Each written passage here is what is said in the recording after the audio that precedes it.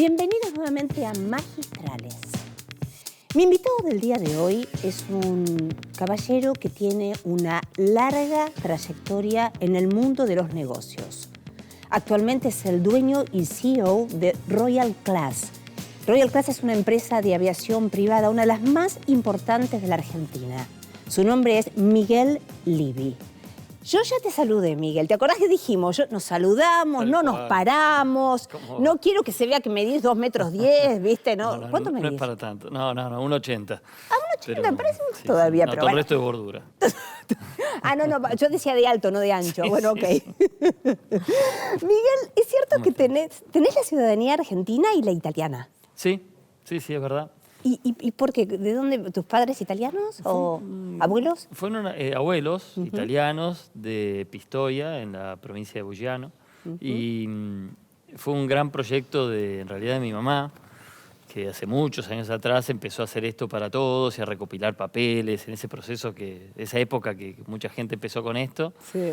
Y la verdad es que hoy siento que, bueno, nada, es algo más, es recordar a ancestros y al mismo tiempo, bueno, no deja de ser un legado para hijos, ¿no? Y claro, ¿vos Así tenés que hermanos o sos hijo? Tengo 2 hermanos, soy el más chico de 3.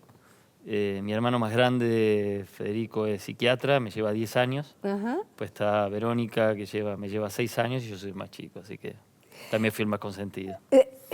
Me lo sacaste la boca. Sí, sin duda. ¿Por tu mamá en especial o por tu papá? ¿O por ambos dos? Por toda la familia. Por toda la digamos. familia, claro. Venía Miguel, el consentido, hay que darle... ¿Por qué los más chicos siempre son los más consentidos? ¿Por qué crees? Yo creo que debe ser una mezcla, ¿no? De aprendizajes de los padres, de cansancio de los padres, de que por suerte aparece el soporte de los hermanos. Claro, menos mal que se pueden ocupar un poquito, tal cual. Debe haber un poco de eso. Ya tengo 2 y con lo cual lo habrás por experiencia ya a esta sí, altura, sí, ¿no? sí. Experiencia paternal directamente. Sí, totalmente. No van a haber 3, van a haber 2. 2. Pero, Ahí paramos la producción. Sí, dijiste. ya está. Está muy bien, muy bien. Eso se llama... Totalmente cerrada. Hoy por eso se llama paternidad responsable, ¿viste? Porque si no es como... Es que es un tema criar a niños hoy por hoy, digamos, es mucho... Es como un... Es un hermoso trabajo, pero no deja de ser a veces una cuestión en donde tenés que poner energía y tiempo, verdaderamente, ¿no? Sí, yo lo veo un tema de enorme responsabilidad. Y sí. Enorme responsabilidad, pero al nivel de que en mis decisiones diarias pesan. Claro. Están presentes, son un factor más, sobre todo cuando las decisiones son fuertes, ¿no? O tienen que ver con cambios de rumbo, con elecciones, con inversiones, pues todo en definitiva tiene que ver con eso, ¿no? Con lo que luego... ¿Y cómo haces para ocuparte de todo? A ver, Miguel, primero y principal, antes de hablar del presente. Sí. A ver, yo dije, vos tenés una larga trayectoria en el mundo de los negocios. Vos te metiste primero en el mundo corporativo, estuviste muchos años. Cuando terminaste de estudiar, vos estudiaste administración de empresas, ¿no? Sí, yo soy licenciado en administración de empresas, después hice mi MBA en el IAE, y la verdad es que mi vida era corporativa, no era empresarial. Era corporativa y más placentera, vamos a decir. No sé si más placentera, pero más tranquila. Tiene otras realidades. La verdad es que yo voy a tener la suerte de poder haber vivido los 2 lados del mostrador desde ese sentido. Y como todo en la vida, no hay nada que no tenga su contraparte mala si es algo bueno, y no hay algo malo que no tenga la buena, como el aprendizaje, por ejemplo. Pero sí, gracias a Dios y a la suerte y al estar en el lugar indicado y a estar preparado cuando tocó ese momento y demás, pude transitar la vida corporativa como gerente general de algunas empresas conocidas y finalmente, bueno, poder convertirme en empresario como dueño de Royal Class. A ver, me encanta porque vos me lo resumís de una manera fantásticamente sintética, profesional. Bueno, y terminé como dueño de Royal Class. Bueno, todo eso implicó, obviamente, todo un proceso muy, muy fuerte. Y me corrijo, antes dije, y por ahí no tan placentera o menos placentera, no. Yo creo que más placentera, todo lo que uno elige, en especial si tiene la suerte de poder elegir, como vos tuviste, digamos, vos de alguna manera te metiste. Por supuesto. Con lo cual, sí. es siempre placentero eso, verdaderamente, ¿no? Sí, porque sos verdadero artífice de las cosas que pasen. Hubieron cosas graciosas en esos cambios, cosas que jamás imaginé que iba a pensar después de haber podido convertirme en empresario. Pero todas tienen que ver con que te convertís en síntesis, en verdadero artífice de tu propio destino, más allá de la coyuntura, del entorno, de que, bueno, nadie es perfecto, entonces uno puede tomar malas decisiones, pero bueno, en ese sentido también serías artífice de tu destino. Correcto, correcto. Pero es imposible hacerlo, desde mi punto de vista, sin un enorme apoyo de dos pilares, por lo menos en mi caso, por mi forma de ser, o de tres. Uno de ellos es que tengo una personalidad bastante obsesiva, y entonces cuando me preguntabas cómo hago con todo, bueno, es que está en mí estar en todo. Ok, sos un TOC, un auténtico TOC. Y la verdad es que cuando fui a ver la obra me reí un montón y por algo fue, ¿no? Después... Los que nos sentimos identificados con eso, ¿viste? Después otro tema central obviamente es la familia, que soporte, que apoye. Estoy casado, mi mujer Mariela ayuda un montón. Claro. Y bueno, entonces es mucho más simple poder tener una larga jornada de trabajo y llegar muy cansado, preocupado o contento o lo que sea. Y que te entiendan y poder hablar, ¿no es cierto? Y además que entiendan, ¿no? Es importante. Sin duda, sin duda. Sí, sí, no, si no es imposible. No puede haber paz en un lugar y que no haya armonía en otro. Por lo menos es mi forma de verlo. Seguramente otros pueden. En mí no funcionaría. ¿Y el tercer pilar? Y el tercer pilar, los colaboradores. Pero viste que hay mucho de... Se ve que me estoy poniendo viejo porque empiezo a pensar mucho, pero mucho, eso de que empiezo a usar dichos que parecen, que son trillados o que parecen de libro, que parecen, viste, esas frases que todo el mundo repite. Y con los años empecé a darme cuenta que todas tienen mucha profundidad. Viste, como la experiencia. La experiencia es un peine que le dan a los que ya no tienen pelo, o así, todos esas cosas. Yo empecé a decir, claro, es verdad, por algo es. No son en vano esas frases que se transmiten de generación en generación. No, yo por lo menos voy dándome cuenta que no. Entonces, volviendo a lo de los colaboradores, 1000 por 1000, claro. No 100%. Es la clave del éxito, mucho más que yo. Y bueno, creo en eso, así que apuesto en eso, obviamente. Colaboradores, ¿no? Tener un buen equipo verdaderamente cuando uno habla de tener un buen equipo es muy importante en todas las actividades que se emprenden desde el punto de vista empresarial, ¿no? Emprendedor, empresarial. Sin lugar a dudas, porque además de verdad son ellos los que saben, son los expertos de las cosas las responsabilidades que cada uno de ellos tienen a cargo. Mi rol está hoy por hoy, pasó del día a día, de alguna manera, a lo estratégico, y que me costó un montón, porque en mi formación corporativa estaba mucho más en el hacer todos los días que en el pensar. Y en la coyuntura, de alguna forma, no tanto claro. Fijado en la estrategia. Sí. Cuando vos, para decirlo en criollo, sos el dueño de tu propio negocio, tenés tu propio... Vos no solamente tenés que ver el día a día, en tu caso más sos el CEO, con lo cual no solamente estás en el día a día, sino que también tenés que proyectar, tenés que ver lo que querés para más adelante, ¿no? Y con variables muy nuevas, todo el tiempo. Locales e internacionales y de la vida misma, del mundo. Yo, por decir pavadas, a veces recuerdo cuando era más chico que usábamos un servicio de mensajería que se llamaba ICQ. Quizás te acordarás. Bueno, no tengo memoria prenatal, discúlpame, no tengo memoria prenatal. Bien, hiciste bien. Pero en ese entonces uno pensaría, qué bárbaro, ¿no? El dueño de ICQ está salvado de por vida. Claro. Mirá qué poco le duró. Claro, Entonces, estar preparado para lo que viene, pero lo que viene lejos y a lo que viene en términos de modernidad, de evolución, es muy importante, porque el que no se prepara, muere. Coincido, sí. Empresarialmente. Es real, Miguel, es cierto. Estamos en una época en donde todos los cambios son muy rupturistas. La velocidad exponencial de la propia tecnología hace que se viva a una velocidad inusitada. Hasta no hace demasiado tiempo, es cierto. Sí. Pero, a ver, hay varias cosas. Sí. O sea, bueno, a ver, vos obsesivo de chico, natural, obviamente. Tampoco quedemos tan así, pero bueno. No, pero es una virtud. Tampoco, Karina, me digas, obsesiva. Claro. No, pero estamos en tele, ¿no? Estamos en tele, sí. Pero hacé de cuenta que estamos, nadie nos mira. Bueno, no, es una virtud, verdaderamente creo que es una virtud para todo. En general, yo rescato a los TOC y a los obsesivos porque está bueno, porque quiere decir que uno en general también le pone muchísima pasión y dedicación a lo que hace. Totalmente. Digamos, toda tu carrera desde el punto de vista corporativo y ahora como dueño y CEO de tu propio negocio, implica lo que vos decís, que el hecho de ser obsesivo también hace que estés con mucha energía puesta. Pero, sí. ¿cómo fue ese pasaje? Porque vos eras el CEO de la compañía, sí. y pasaste a ser el dueño. Sí. ¿Por qué? ¿Cómo se dio eso? Bueno, el proceso técnicamente se llama management buyout.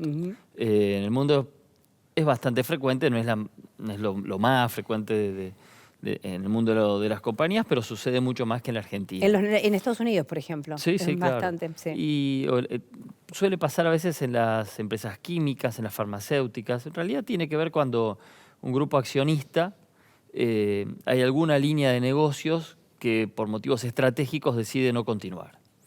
Y ahí se presenta la disyuntiva, ¿no? Que es, bueno, simplemente la discontinuamos y cerramos y ahí terminó, o eventualmente algunos permiten o le ofrecen a quienes lo venían liderando continuar con ese negocio. Sí.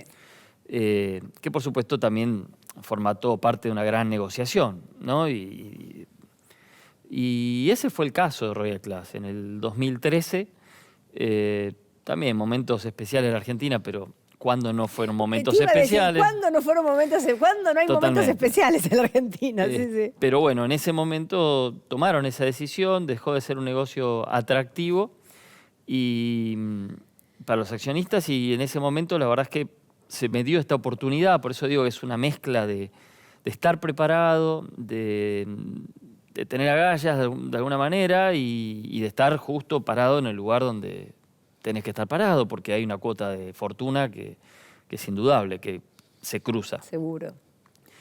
Y bueno, ahí en ese entorno se me ofreció a mí continuar, por supuesto con un montón de condicionamientos y cuestiones económicas, financieras y demás que no eran tan simples. No es que me regalaron una empresa de aviación. Seguro, por supuesto. No fuese el caso. Sí. Pero bueno, decidí tomar el desafío, decidimos con mi familia tomar ese desafío. Sí, claro. Y bueno, cuando estuve mucho más cerca antes de pensar en tener otro tipo de independencia, ¿no? Mucho más cerca de tener un grupo de kioscos o andando, bueno, me convertí en el dueño de una empresa aérea, lo cual implicó que el mercado confiara, claro, el mercado local con nuestros clientes, el mercado internacional para generarme líneas de crédito que nos permitieran comprar nuestros aviones, porque obviamente claro, fueron muy generosos conmigo, pero no fueron generosos al nivel de decirme te regalo los aviones. Te regalo los aviones, exactamente, por supuesto. Y fue muy difícil y en ese rol yo no tenía ninguna experiencia. Pero bueno... En el rol de tomar ese tipo de decisiones más de fondo, digamos. Vos estabas en la experiencia, obviamente, de dirigir la compañía en el día a día, pero... Claro, pues no es lo mismo sugerir, por otro lado, que tomar la decisión de hacer. Exactamente. No es lo mismo. Y por otro lado, tampoco tenía yo mucha experiencia en el mercado de capitales internacionales, que en definitiva es a lo que tuve que recurrir para poder comprar flota con la que realizar nuestro negocio. Pero bueno, se hace camino al andar, dijeron, y así lo hicimos. Otra de las frases famosas que uno en algún momento lo empieza a sentir. ¿Pero te das cuenta? Pero es verdad, es cierto. De cualquier manera, ahí tuviste asesoramiento imagino, de algún experto en finanzas, en tema de mercados capitales, ¿no? Sí, por supuesto. Ahí entra el equipo. Ahí entra el equipo, exactamente. Me rodeé de ese tipo de gente, aposté fuerte a gente muy bien formada, ingenieros, gente con MBAs y demás, pero fundamentalmente buenas personas. Porque el desafío más grande en el primer año creo que tuvo que ver con manejar mis propias emociones. Porque frente a lo que te enfrentás es técnico, pero sobre todo en quien no venía con esa experiencia, moviliza muchísimo. Entonces hubieron varios viajes que hicimos, por ejemplo, en los que yo elegí irme con colaboradores cuando no era necesario quizás. Necesitabas, digamos, sentías que el apoyo Claro. moral, espiritual del equipo era importante en ese momento. Sí, y su visión quizás con un expertise directo sobre el tema que yo tenía que atacar, pero sí con formación de todas maneras. Y sin dudas que fue la clave de buenas decisiones. Por supuesto tomamos malas y también las hemos tenido que corregir con el paso del tiempo. Ha pasado.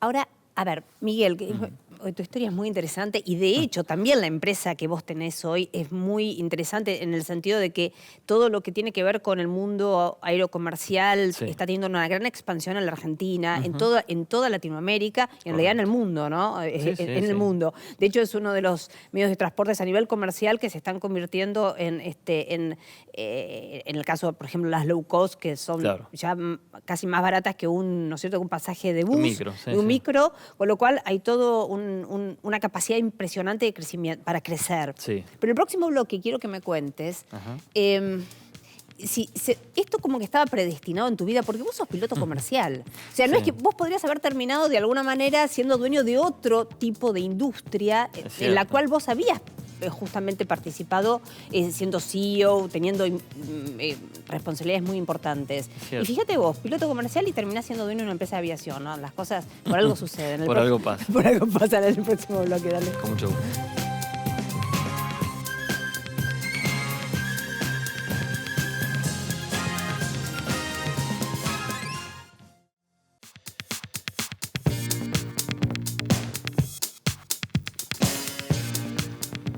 Bueno, acá un placer, charlando con Miguel Livy.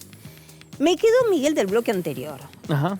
A ver, ¿cómo es esto? ¿No es una casualidad que que seas piloto comercial y que termines como dueño de una empresa de aviación? O sea, ¿cómo es? Vos ya lo tenías planificado de chico esto, me parece. ¿A qué edad te recibiste de piloto privado? Me recibí a los 20. Más o menos. Chiquitito, mirá vos. Sí, y después hice la carrera de piloto comercial, pero con un objetivo lúdico, no, nada que ver con esto. Y yo creo que algo de eso hay. Obviamente podría dar dos respuestas, que es que sí, ¿no? Hice una matriz de análisis de mi carrera profesional y la tenía preparada ya. Sí, pero sería muy de MBA hacer eso, pero la verdad es que no, hubo una enorme cuota intuitiva. Como siempre pasa en las decisiones. Una vez en el IAE, que fue una de las cosas fuertes que me quedaron, dijeron, no se puede tomar ninguna decisión solamente haciendo números, pero nunca dejes de hacer algún número para tomar una decisión. Claro. Y yo creo que va por ahí. O sea, uno analiza y tiene herramientas para tomar decisiones, que una de esas es ir cambiando de trabajos o tomar un desafío o no tomarlo.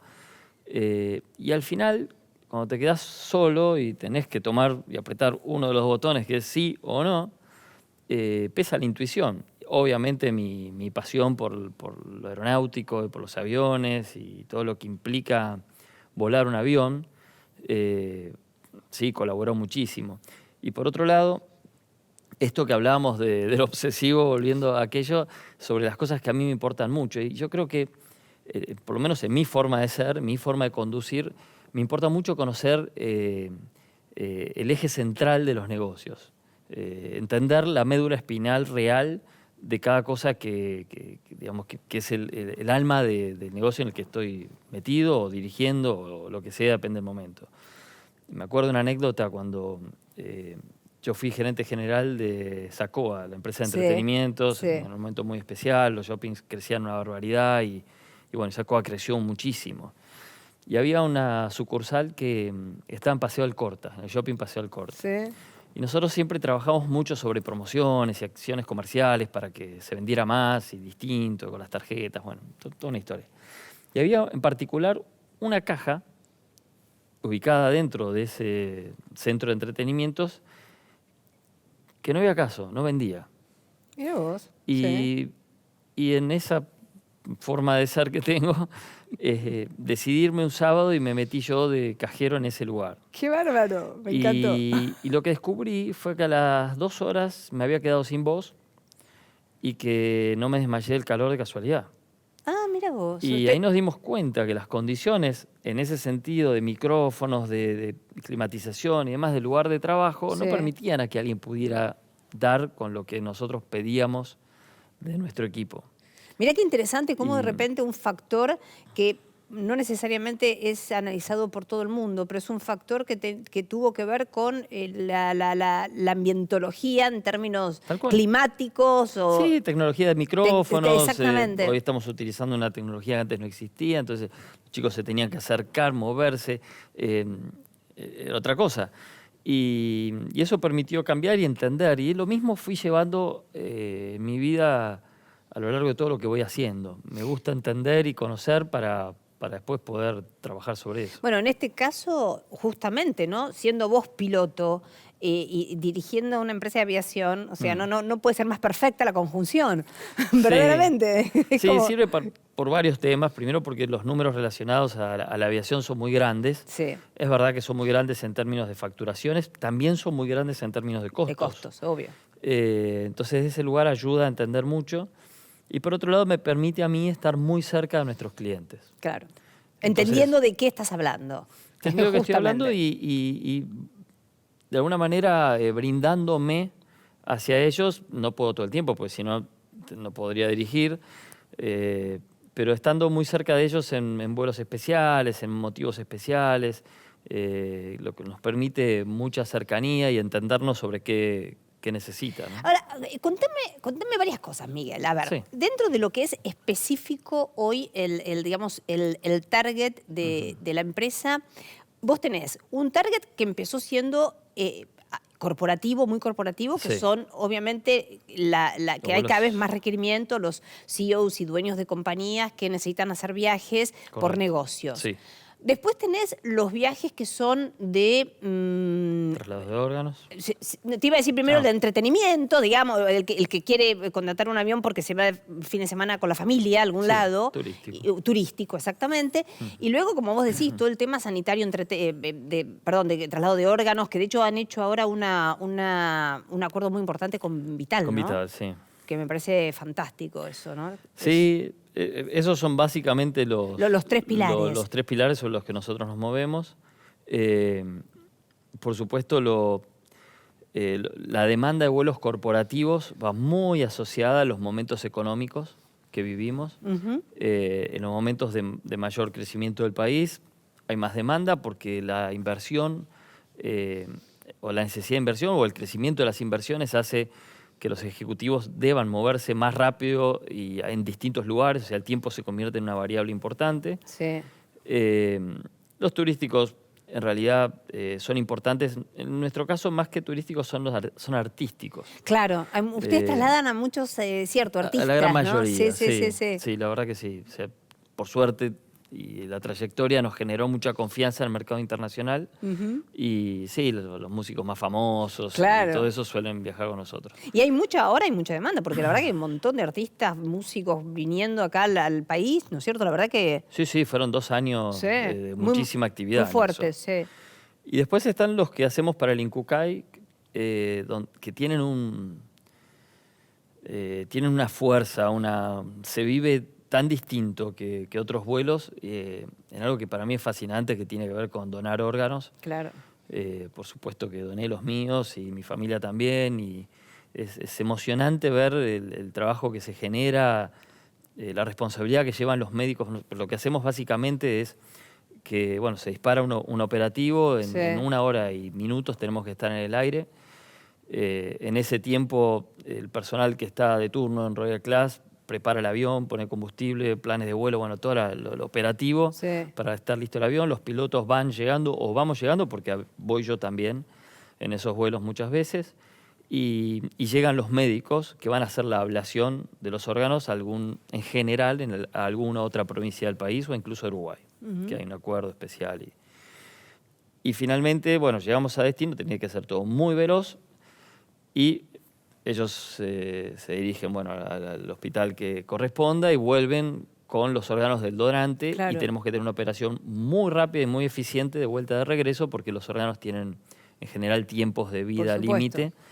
Entonces, lo operativo aeronáutico tiene que salir perfecto. Desde ese punto de vista, Miguel, ¿cómo es el tipo de aeronave que usa? Pues, imagínate que sea una aeronave no solamente preparada internamente, sino que además que pueda estar también bancando situaciones climáticas más extremas, ¿no? Sí, usamos, Royal Class siempre opera jets, Sí. aeronaves a turbina, lo cual nos permite volar siempre por encima de cualquier altitud de turbulencia y de situaciones de ese estilo, y además son los aviones más rápidos del mundo. Sí.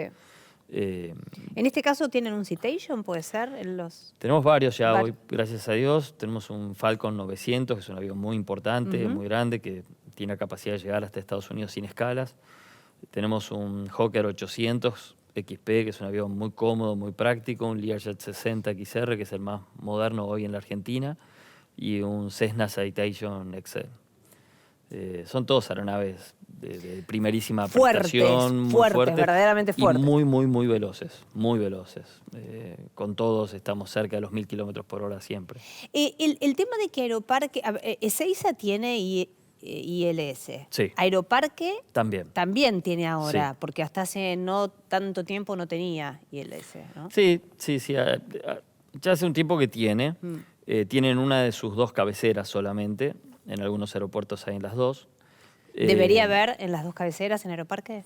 Sería mejor. Sería mejor. Pero bueno, son equipamientos muy costosos y se opera con muchísima seguridad. El Aeroparque Jorge Newbery es un aeroparque que tiene mucha capacidad todavía operativa para poder ser utilizada. Eso es interesante que vos lo comentes, porque ahora que está habiendo también mucho más tráfico, hay más aerolíneas, por suerte, lo cual es fantástico. Sí, digamos, claro. Hay muchas aerolíneas ahora que están viniendo, lo cual facilita la competencia y en beneficio del consumidor, pero también muchas veces uno se pregunta, ¿no está saturada la capacidad por ejemplo, de Aeroparque? Sí. Por ahí en Ezeiza uno lo ve más con obviamente es más grande, obvio, Sí. pero en el caso puntual de Aeroparque, ¿cómo lo estás viendo? No, 2 cosas. En principio, la mayoría de las empresas, o sea, una vez que el gobierno llamó a audiencia pública para hacer los que se llaman vuelos regulares, que tiene que ver con la regularidad del vuelo y no porque sean buenos o malos, la mayoría de las empresas que se presentaron o pidieron rutas, pidieron no operar desde Aeroparque. Ajá. Esa es la primera variable. O sea que todas las cuestiones en relación a la capacidad operativa del Aeroparque Jorge Newbery no tiene que ver con el crecimiento que va a haber y que se está dando ya con las low cost. Es en especial las low cost, es cierto. Medio que se confundió el criterio en la opinión pública respecto a que lo que hizo el gobierno fue abrir la posibilidad... Interesante, contalo para aclararlo, está muy bueno eso. Sí, el gobierno lo que hizo fue llamar a audiencia pública, que es un proceso ejecutivo previsto para que quienes desearan entrar en la actividad aerocomercial regular, que es salir todos los días a la misma hora y demás, pudieran presentarse y presentar sus proyectos, y es el Estado el que finalmente analiza la viabilidad del proyecto y dice, ok, usted puede, adelante, o usted no puede porque su proyecto no es viable. Claro. Estamos hablando de vidas en este caso, obviamente. O sea, merece la intervención de alguien que monitoree que lo que se esté haciendo sea lógico. Sí. Y en ese proceso, algunas de las empresas que se presentaron son de la característica low cost y otras no. Nosotros no. Bueno, a ver, pero contá que vos también dijiste, bueno, Sí. también quiero incursionar en la parte comercial, en la aviación comercial. ¿Por qué querés dar ese salto? ¿Es como un crecimiento lógico dentro de la industria? Bueno, no necesariamente. En realidad lo dimos porque, así como somos, cuando vimos esta novedad, después de 12 años en las que no se había llamado a audiencia pública para participar de vuelos regulares, hicimos nuestros análisis y encontramos que había un nicho de mercado que lo que entendíamos era que nuestros eventuales nuevos competidores, si entramos en ese mercado, no estaban enfocados a ese nicho de mercado. Básicamente tenía que ver, y tiene que ver, porque ahí estamos entrando, en destinos en los que, destinos muy importantes para la Argentina, con necesidad de conectividad, pero que su densidad de población no demanda aviones muy importantes en términos de cantidad de asientos para sus traslados, para su agenda. Sí.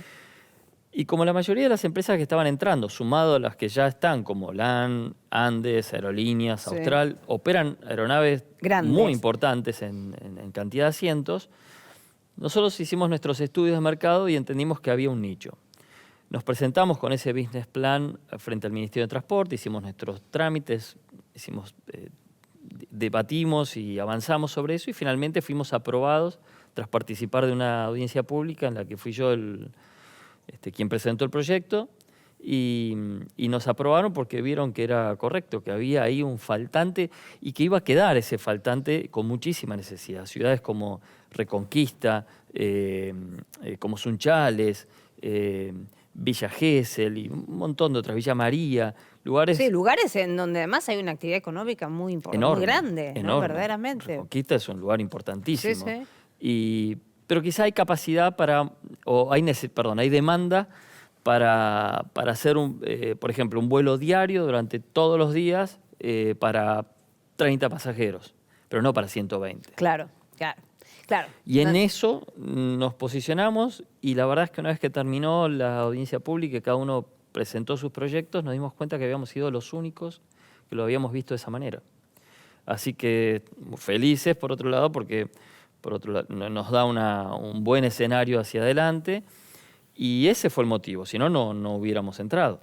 Y además creo que también estás hablando por ahí de horarios no tan ortodoxos, porque viste que la mayoría de los vuelos salen o muy temprano o por ahí en horarios nocturnos, y creo que vos estás planteando, ¿no? También unos horarios un poquito más flexibles. Sí, depende del destino. En algunos usaremos los típicos y en otros no. Nosotros hemos pedido 10 rutas y nos han concedido las 10 rutas. O sea que, y te aseguro que el proceso para que nos la aprobaran fue... duro. Sí, profesionalmente muy, muy intenso, muy correcto, o sea, la verdad que no tengo nada para decir malo respecto al proceso, pero sí que fue duro y está bien que lo sea. Y seguro. Y en esas 10 rutas, bueno, hay destinos en los que utilizaremos los horarios típicos y otros en los que quizá el nicho de mercado está pensado más, Córdoba, por decir un destino. Córdoba capital, donde van aviones de aerolíneas todo el tiempo, de LAN, es un destino conocido. Bueno, nosotros queremos que hay algunas bandas horarias donde el nicho de mercado tiene que ver con la banda horaria. Mira vos. Y porque nos tenemos que garantizar de poder llenar nuestros aviones.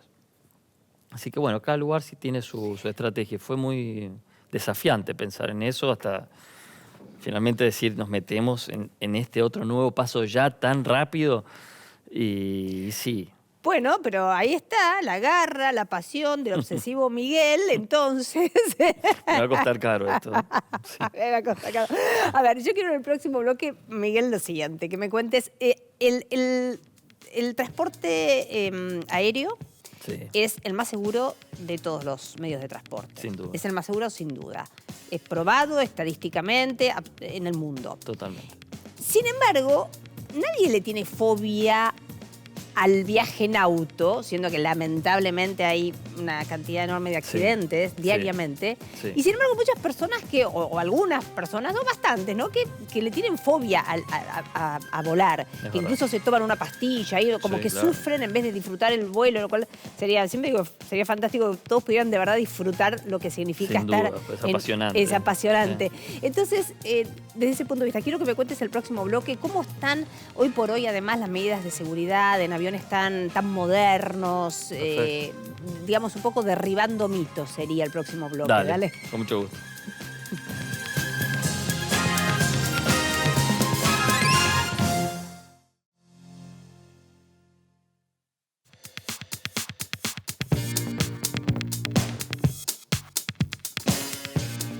Aviones.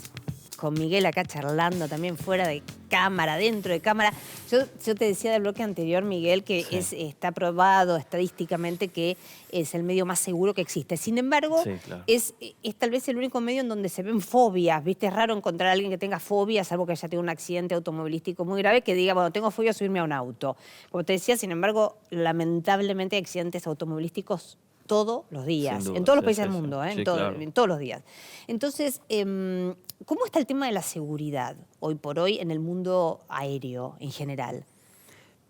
Ha evolucionado muchísimo. O sea, coincido con vos, es por lejos el medio de transporte más seguro. De hecho, hoy por hoy en la Argentina la mayor cantidad de muertes se producen por accidentes de tránsito. De tránsito, sí, sí, sí.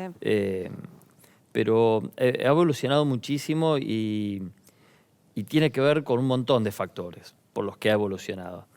La experiencia, por un lado, de situaciones que se han podido ir corrigiendo para llegar a este estándar actual de tanta seguridad.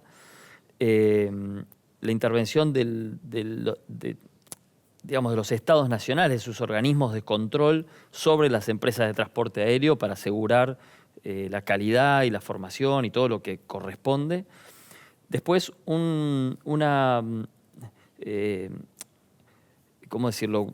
Se internacionalizaron los procesos de control. O sea, la experiencia que se da en Europa o en Estados Unidos, que son los lugares donde hay mayor actividad aérea en el mundo, fueron transmitidos al mundo entero a través de la OASI, que es una organización que nuclea a los países miembros, pues son casi todos. Entonces se aprende mucho de la experiencia del otro.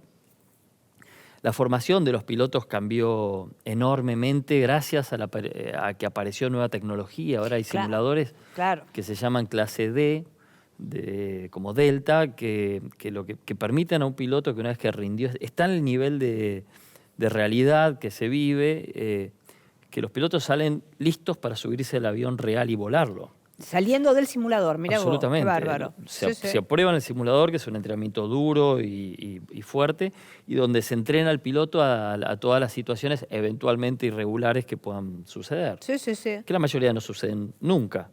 Pero si suceden, estamos entrenados para saber cómo reaccionar. La tecnología, bueno, como decías vos, y hablamos al inicio, ¿no? La tecnología que es disruptiva a todo nivel, también está haciendo... ¿Podemos llegar a, ahora más así, no, espero que no, a aviones sin pilotos? Bueno, ¿qué me pongo? ¿La gorra de empresario o la de piloto? Claro. Pues te voy a dar dos respuestas. Porque por las dudas también aviones bueno, como empresarios, si los aviones se tienen que autovolar, que se autovuelen. Bueno, pero alguna vez, pero igual falta mucho para eso. Todavía no llegamos ni siquiera a los autos que hay, por supuesto, pero claro. no masivamente hablando. Sí, no veo que sea algo que pueda suceder en un plazo ni siquiera mediano. Además, fíjate que ahí sí habría que explicarle mucho a la gente, en especial, imagínate que tiene una mediana fobia al avión, que para que no te digan, no, y además no hay piloto, vos decís, no, pará, no, al menos el piloto me da como, no lo conozco, no le conozco la cara, pero al menos hay alguien amando. Bárbaro, impresiona.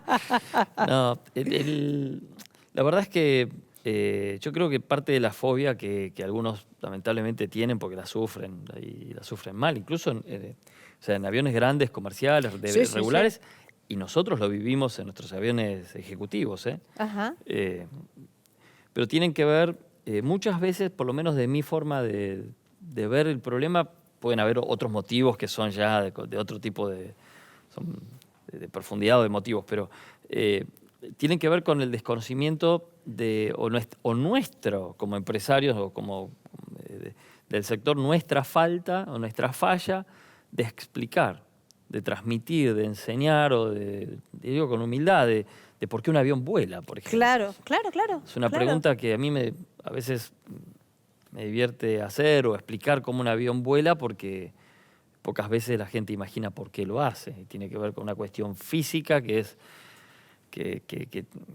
absolutamente imposible de que no suceda.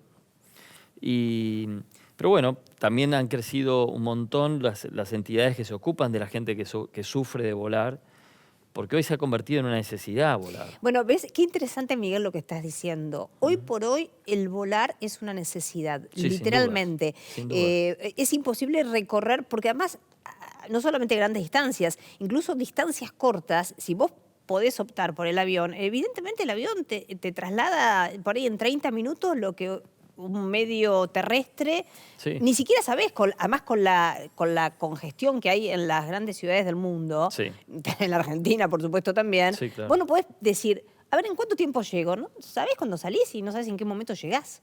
Ese es el problema, ¿en cuánto tiempo? Riesgos que implica, y la globalización en particular. O sea, la globalización tuvo uno de sus ejes más importantes en la aeronáutica. Claro. Así como lo tuvo en el Internet, pero tiene un peso muy parecido. la cuestión intercultural que se empezó a generar entre los continentes, los países y demás, el avión es un elemento indispensable. Es casi una herramienta de trabajo para muchísima gente, verdaderamente. Sí, ¿no? sin duda. Es absolutamente así. Te pregunto, Sí. Cuando uno piensa en los aviones modernos, Ajá. uno hasta siente mucha seguridad, porque sí, bueno, es una máquina moderna, ¿no? Entonces, uno escucha, ¿no? Bueno, el avión ese no, mira, se nota. Sí. ¿Viste el comentario? Estás, suponete, en una fila para subir a un avión y decís, mira, qué bueno. Sí, Decís, este es nuevo. Es nuevito, se nota. Entonces ya automáticamente vos escuchás el comentario de que la gente se siente más tranquila. Sí. Cuando uno ve un avión que es más antiguo, automáticamente dice, oye. Ahora bien, ¿cuánto tiempo de cuánto tiempo puedes decir que un avión ya es antiguo? Porque el mantenimiento es fundamental. Vos tenés un avión nuevo, pero si no tiene mantenimiento también, digamos, ¿cómo influye ahí, obviamente, el tema del mantenimiento? Y el hecho de, ¿a partir de cuándo podés decir, bueno, ya es un avión, es difícil que este avión siga volando, no estaría bueno? La respuesta es de dos lugares, ¿no? Todos los fabricantes de aeronaves indican en su manual de mantenimiento dos variables. ¿Qué se tiene que hacer para que el avión esté en condiciones de aeronavegabilidad? O sea, cómo se mantiene una aeronave. Y por otro lado, ponen de alguna manera las horas totales de vuelo, porque eso es lo que importa más de qué tan viejo es, límites a las que tiene que llegar una aeronave. Ajá. Y varía. vos Varía vos muchísimo. podés tener un avión que tiene 40 años de antigüedad, pero que fue poco volado y está bárbaro, decís. Exacto. Claro. Porque tiene que ver con la fatiga de materiales, Claro. tiene que ver... Por supuesto, el paso del tiempo también, con el paso del tiempo se van generando necesidades o nuevas disposiciones que implican que uno tenga que tener un aparato nuevo o una evolución de determinados equipos que utilizamos. Obviamente, en el caso de aviones que tienen ciertos años, necesitan tener esos upgrades, ¿no? Uh-huh. Pero es mucho más importante la calidad del mantenimiento que recibieron esas aeronaves y obviamente la cantidad de horas que se las ha utilizado. Eso es lo que jubila un avión. Por eso nosotros, por ejemplo, en los momentos de búsqueda para compras para nosotros de aeronaves o para nuestros clientes, que también nos encargan en ese proceso, ¿no? De que compremos aviones para ellos, Sí. Analizamos esos dos factores. Más allá de que probablemente figure el cumplimiento de todas las tareas de mantenimiento, nos aseguramos y analizamos mucho quién las hizo. Mira vos. Quién, cuándo, Muy dónde, interesante. por qué. Uh-huh. Porque, bueno, en el mundo hay de todo, ¿no? ¿Por qué se está viendo, a ver, a nivel global lo digo, ¿no? Sí, se sí. está viendo en los últimos años muchas aerolíneas que eliminaron la primera clase, que ampliaron un poquito la business, pero fundamentalmente ampliaron la economy. Claro. Y hay otras que al revés, están haciendo upgrades en la primera clase. Sí. Incluso me puedo pensar en aviones de un porte impresionante que han surgido en los últimos años, como el Airbus 380, 380, claro. ¿no? Que es una bestia volando, El avión más grande digo, del mundo, sí, sí. ¿no? Y que tiene toda una infraestructura, interior, Sí. además desde el punto de vista tecnológico, que permite un salto de calidad, insisto, Claro. interior muy fuerte. ¿Por qué se ven estas dos cuestiones como que son un poco, que están en las antípodas, ¿no? Bueno, por lo que hablamos antes, por la necesidad. El crecimiento exponencial de la demanda de vuelos tiene que ver con el desarrollo económico y el desarrollo cultural en distintos sentidos y políticos del mundo. Sí. Ese desarrollo trae consigo la necesidad de muchísima más gente movilizándose Claro. para un lado y para el otro. Y después viene un tema de estrategias. Está quien se posiciona dentro del ejecutivo que quizás tiene capacidad propia de pago de un asiento más caro porque tiene que ir y volver quizás al año, no sé, 30 veces. Sí. Y otras empresas que se orientaron más al otro nicho. Claro. Al del que también se quiere necesita moverse y trasladarse mucho, pero a otro nivel de recursos. Claro. Nacieron las low cost. Claro, es cierto, cosa que antes no existían las low cost. Entonces hasta ahí hace ya no después, tantos una años. vez que la demanda se da, es una cuestión de segmentar. En el IAE siempre decían segmentar, segmentar, segmentar. Como que una vez que segmentaste, volvé a segmentar. Y una vez que lo hiciste, volvé a segmentar. Para encontrar el nicho, ¿no? Hoy le hablan de océanos azules, hay mil expresiones para encontrar, pero yo realmente creo que el éxito de los negocios termina estando en que puedas encontrar un verdadero nicho de mercado que no esté siendo satisfecho. ¿Hay algún otro, alguna otra cuestión, algún otro medio de transporte que obviamente que te seduzca tanto como el aéreo? Imposible, pero imagino. Pero, por ejemplo, vos cuando tenés que elegir, suponete, desde el punto de vista personal para distenderte, sos de decir, bueno, a ver, tomo el auto, voy a manejar tranquilo. Es muy difícil encontrar lugares tranquilos para manejar, dicho sea de paso, pero suponete, viste que antes decía, bueno, me voy a la ruta. Sí. Bueno, me pasan dos cosas. En realidad, siempre que puedo, elijo volar. Y a pesar de que suene contradictorio con el descanso, a mí volar en lo personal me produce mucho placer intelectual.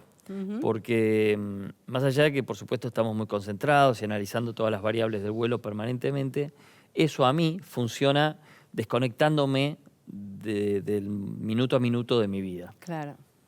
Cada uno con su forma. Por eso te relaja. A mí me hace bien. Sí. Y sin embargo, igual sí, también hacemos familiarmente viajes y ahí elegimos el auto, pero yo siempre elijo no manejar.